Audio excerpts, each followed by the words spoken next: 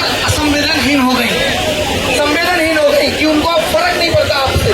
ये लड़ाई किसी सत्ता को हटाने के लिए, सत्ता को जगाने की है कि या तो सरकार ये सरकारी नौकरी के सपने बेचना बंद करे, सरकार अपने चुनावी घोषणाओं में ये कहना बंद करे कि हम 2 करोड़ रोजगार देंगे, और अगर देने का वादा कर रहे हो तो फिर ये हाल पे मत छोड़ो कि एक बच्चा 3-3, 4-4 साल तक तैयारी कर रहा है, सरकार चुनावों में उसका काट दे रही है, आयोग फॉर्म की फीस लेके उसका काट दे रहा है, तैयारी में सिलेक्शन नहीं हो रहा, महिला अलग से काट रही है, हर एंगल पे कट रहा है, हर एंगल पे उसको हताश कर दिया जा रहा है। ये जो एसएससी की समस्या है, मैं 2 मिनट इस पर थोड़ा सीरियस प्रकाश डालना चाहूंगा, जिसको आप नहीं समझ पा रहे हैं। आपको अभी खाली ये लग रहा है कि एडीक्यूटी हटेगी और टीसीएस आ जाएगी और सब कुछ ठीक से चलता रहेगा। ये अगर ऐसा आप सोच रहे हैं तो ये आपकी सबसे बड़ी गलतफहमी है। और ये सिर्फ एक एग्जाम का हाल नहीं है, आज क्वेश्चन पेपर का रिमोट एक्सेस इतना सस्ता बिक रहा है कि आप उस दौड़ में हार गए। जब पहले महंगा बिकता था तो हर कोई नहीं ले पाता था, तो आपका भी सिलेक्शन हो जाता था। अब वो इतना सस्ता बिक रहा है कि राजस्थान और हरियाणा ही खरीद ले रहा है नौकरियां।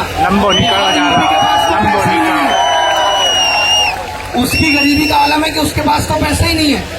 ये राजस्थान वाले दिल पे ना ले, जो खरीद रहे हैं उनको पता होगा, वो यहाँ नहीं है, वो यहाँ नहीं है। तो बात इतनी सी है कि जिस एडुकेटी की हम बात कर रहे हैं, जिस इंफ्रास्ट्रक्चर की आप बात कर रहे हो, कि आपकी यही डिमांड है सरकार से कि इंफ्रास्ट्रक्चर सुधार दो। इंफ्रास्ट्रक्चर कोई एक वर्ड नहीं है। आप सोचिए, आपके 1.5 लाख के लैपटॉप में साल भर में प्रॉब्लम आने लगती है। जो लोग यहाँ कंपनियां चला रहे हैं, उन्होंने अपने यहाँ कंप्यूटर को ठीक करने के लिए लोग रखे हुए हैं, और यहाँ ये 10,000 के सेकेंड हैंड कंप्यूटर पे आपका एग्जाम करा रहे हैं, तो कहाँ से ठीक चलेगा? और आप कह रहे हो कि इंफ्रास्ट्रक्चर ठीक कर दो। उसको ठीक करने के लिए ये मान लो कि 1 लाख नए सिस्टम चाहिए, 1.5 लाख रुपए के, यानी सरकार को 10,000 करोड़ रुपए खर्च करने पड़ेंगे अगर वो एग्जाम सिस्टम को ठीक करना चाहते हैं। मगर सरकार के एजेंडा में ये है ही नहीं। उनको तो ये सरकारी नौकरी एकदम खत्म करनी है। वो कहते हैं हमें group B, group C, group D को नौकरी देनी नहीं है। उनको जहां से वो भारत को देख रहे हैं, जिस नजरिए से, वो अगर हमारी नजर से देखें तो उनको समझ में आए कि जो बच्चा 12वीं पास, ग्रेजुएट होके बैठा, उसके पास करने को क्या है। आज अगर आपके लिए नौकरियां क्रिएट नहीं हो रही, उसके लिए जिम्मेदार कौन है? आपको 10th में कुछ नहीं सिखाया गया, आपको 12th में कुछ नहीं सिखाया गया, आपको ग्रेजुएशन में कोई स्किल नहीं दी गई, कोई इनोवेशन नहीं दिया गया। अब आपसे कह रहे हैं आपके पास कुछ है ही नहीं और सरकारी नौकरी हम आपको देंगे नहीं। अब आप रोड पे घूमते रहिए और बार बार इनको जिता के भेजते रहिए। एक सरकार को हम लोगों ने 12 साल दिए, भरोसा किया कि सबका साथ सबका विकास करेंगे। आज कहाँ विकास है और कहाँ रोजगार है, सब तिलंडे में चला गया, कुछ पता नहीं है। तो ये आवाज आपकी सरकार तक पहुंचनी चाहिए।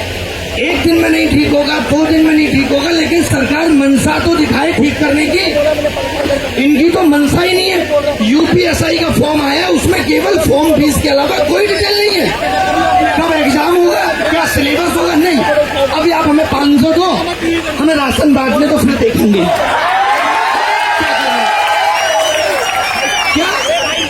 क्या सरकारें, आयोग से जो युवा इनसे नौकरी की तलाश में आया था, उसको इन्होंने कारोबार बना दिया है? बताइए।